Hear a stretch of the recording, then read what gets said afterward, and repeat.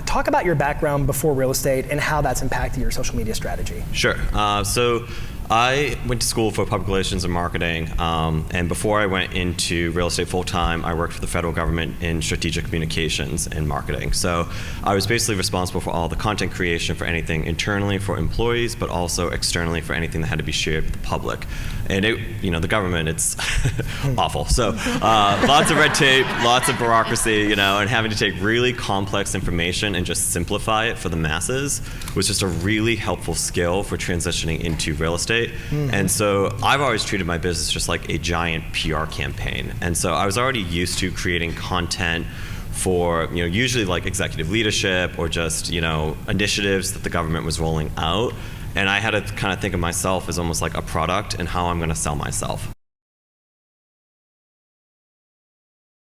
So if you just kind of think about the conversations you're having on just such a regular basis, and then creating videos or content around that. So like last year, for example, everyone was asking, how's the market? How's the market? Where do you think we're heading? And for me, Boston, it's such a strong market. I'm like, it is a great time to buy. And it's frustrating because no one believes you, right? Because we just want a deal.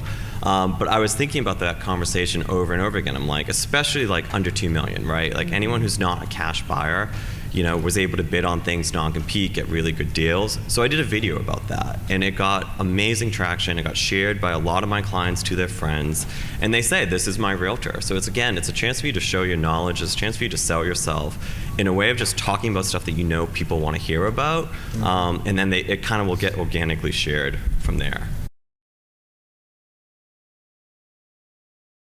What I say with video is, one, just start experimenting with it. You don't really know what's going to do well, and so you start just pushing out content. So over the past couple years, I was really experimenting with the new platforms.